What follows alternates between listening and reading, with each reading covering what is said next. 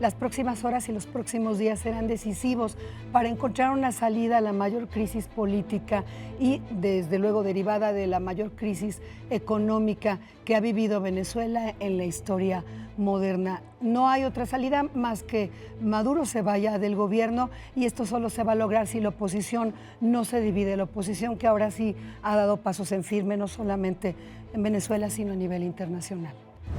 No hay duda que el propio Nicolás Maduro, presidente de Venezuela, abonó a la crisis que lo agobia.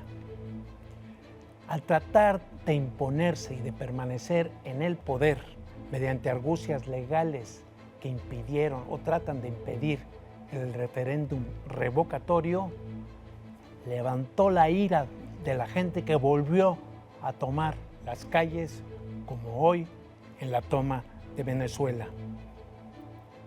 Maduro ya siente pasos en la azotea, por eso fue al Vaticano, por eso fue con el secretario general de la ONU.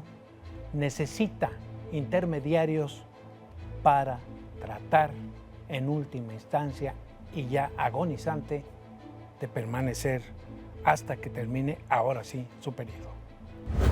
Pobres venezolanos, tienen a Maduro, un hombre que habla con un pajarito, un hombre de labia fácil, pero de espíritu terco, necio y sin duda autoritario.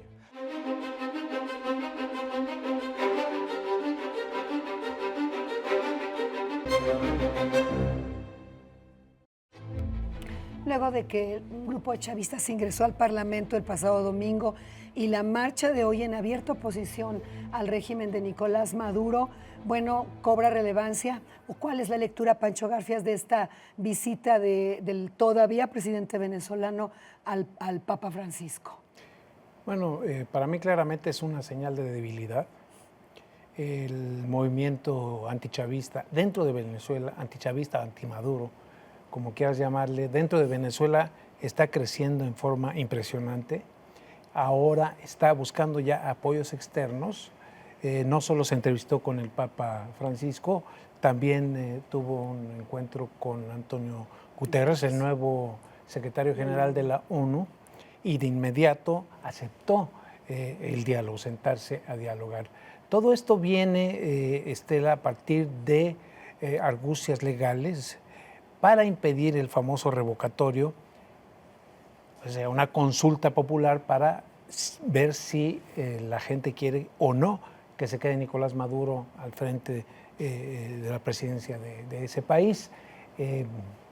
Finalmente, esta resolución judicial que elimina el revocatorio provoca una reacción en el Congreso y inicia un movimiento que termina en una demanda de juicio político que ya empezó en contra de Maduro por ser el causante de la crisis. El tema aquí es que la gente cada vez más está en la calle. Claro. Y el apoyo principal, el apoyo que tiene Nicolás Maduro, pues es fundamentalmente el de las Fuerzas Armadas. Y esa combinación es muy peligrosa, lo hemos visto ya varias veces, y yo creo que ese movimiento ya no lo para nadie y que, como dijo algún opositor ahí en el Congreso, Maduro ya no tiene los días contados, sino los muertos contados. Aunque la figura jurídica como juicio político no existiría, y lo de fondo realmente es lo que dices, Pancho, que hay una enorme oposición de la gente. ¿Y cómo no la va a haber si por cifras oficiales marcan la inflación este año en 331%, con una pérdida del Producto Interno Bruto del 10%, que es gravísimo? O sea, ya con eso la gente hace lo que hizo hoy en Venezuela, salir a las calles porque hay una escasez de alimentos, de medicinas, que ciertamente no entiende ni de tecnología esos términos jurídicos, sino siente pues que ya no puede cumplir con lo básico para vivir. Sí, yo creo que Maduro, después de hablar con el Papa, después de hablar con Guterres, después de hacer todo este esta movilización que sí habla de que ya, que es un tipo muy impositivo, entonces de repente como que esta imagen de verlo ahí negociando y llamar al diálogo, es un poco extraño, como que sí ya siente paso en la azotea. Entonces sería muy bueno que buscara un pajarito, se pusiera a platicar con él, le diera alguna recomendación, ¿no? Hermano, no hagas esas cosas. O puedes citar a los amigos invisibles venezolanos, decir, tú di que son puras mentiras, que no eras el tipo que pasaba ahí, porque la situación en Venezuela, pues sí, es muy grave. Por otro lado, yo no confío tampoco demasiado en la oposición venezolana. En general, es una clase privilegiada, es una clase que cuando tuvo el poder no fue generosa con los venezolanos, no los trató mucho mejor. Desde el otro lado, tampoco fue que fuera generosa ni que la movilización social se diera. Cuando tuvieron en los grandes auges petroleros, no se vio. Pero de ahí en fuera, la verdad que es una oposición que da un poco de temor, porque también están del otro lado. Y no creo que cuando lleguen al poder, si es que tiran a Maduro y eso, vayan a lograr que la sociedad venezolana sea equilibrada. Yo insisto en que habría que ver, porque perdemos de vista las filas de la gente con la escasez de alimentos, de medicina, con un índice de desnutrición medido por la ONU terrible. Pero no sé si eso cambia si llega Capriles y López. No habían tenido esa crisis. Hay una crisis humanitaria. Pero no creo que cambie mucho. No sé. Pero yo, cuanto a lo que dice aquí mi querido, que no le gusta mucho la oposición de Venezuela. No, me dan terror. Parece que estás defendiendo a Maduro. No, pero los otros, es como decir, estás parado sobre la muralla que divide el infierno del otro infierno, ¿eh? La verdad que yo no estoy seguro. No, Pues, no ya hay un así, ya antecedente sacaste de la una bola de crisis cristal y así. ya descalificaste a la oposición. Conociendo a la derecha venezolana, conociendo cómo son, la verdad, no es que me dé mucha confianza. Y tampoco Maduro es que sea un santo. La historia es trágica, por ejemplo, con Carlos Andrés Pérez en Sí. materia económica, es cierto. fue pero un nunca abuso llegaron del a otro este lado, punto. Pero Jamás a ver, llegaron a este Jairo, punto. el tema aquí va mucho más allá también de lo que nosotros hemos planteado aquí. Yo creo que el tema también es la crisis económica en la que está sumido el país, la falta de alimentos, el deterioro en las condiciones de vida, porque digas lo que digas, pero Venezuela estaba mucho mejor antes de lo que está ahora, simplemente nada más por el precio del petróleo, el derrumbe del precio del petróleo que les pegó. Es un país casi monoproductor de petróleo, pues no tiene industria, depende mucho de los ingresos petroleros, y los ingresos petroleros aquí lo hemos sentido como han caído en los últimos años. Llegó hasta de $100, $100 y pico el barril, llegó a bajar hasta 20 y tantos, ahorita más o menos se repuso, en fin, pero son ingresos que ya no reciben.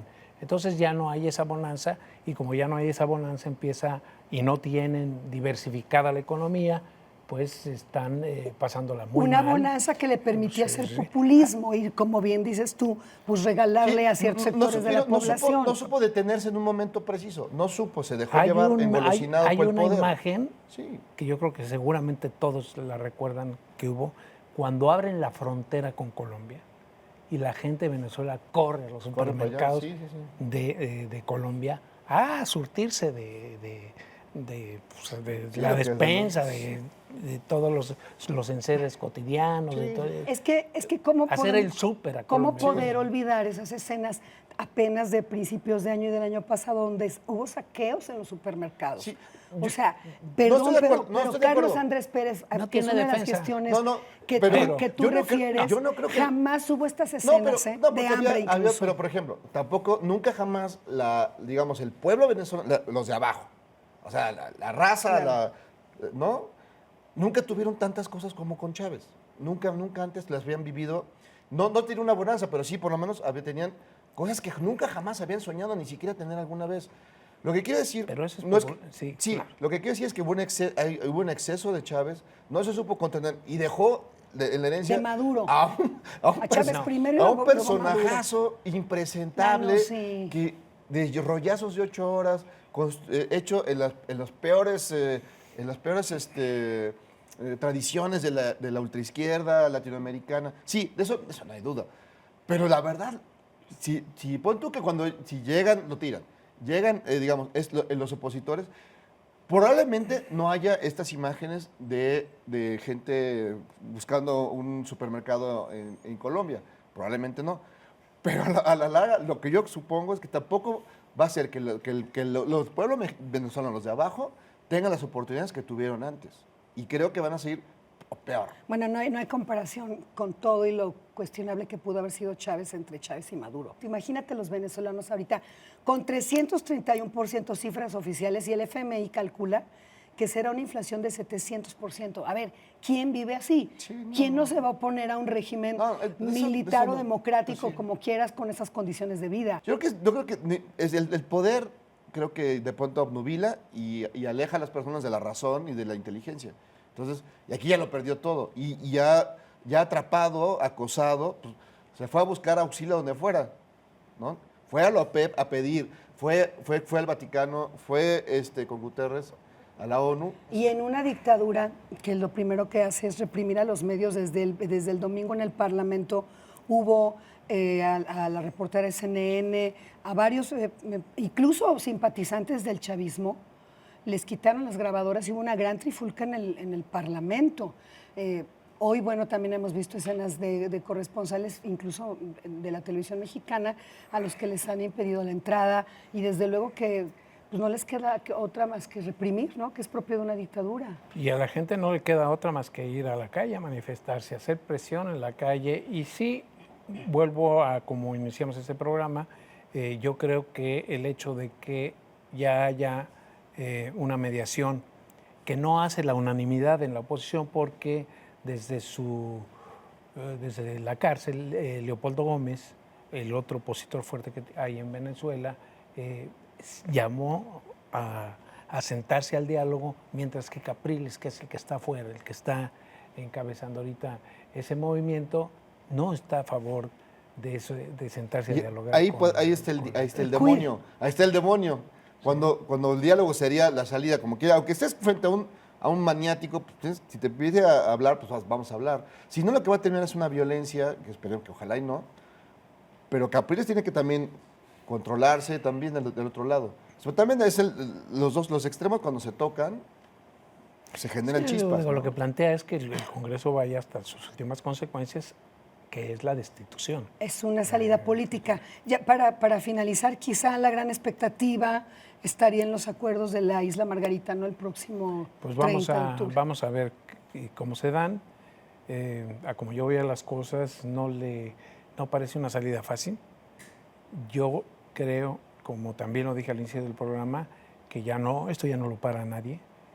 Ya con tanta gente en la calle, podrás tener las Fuerzas Armadas, pero llegará un momento en que tendrá que triunfar ese movimiento.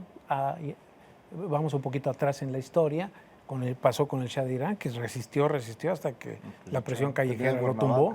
Es lo que yo veo en el caso de Venezuela, si este señor insiste y se aferra en no aceptar el juego democrático o el juego que supuestamente está ya en las leyes de Venezuela y que él las tuerce para permanecer en el poder. Sí, digo, nos falta ver un espectáculo ahí, ojalá la negociación encuentre una salida, lo más probable es que no, y lo más probable es que todo se genere una situación muy compleja, muy difícil, y si en todo caso puede intervenir la ONU y puede intervenir el Vaticano para calmar las cosas, ojalá y así sea. Lo que espero es que Maduro madure, que hable con el pajarito.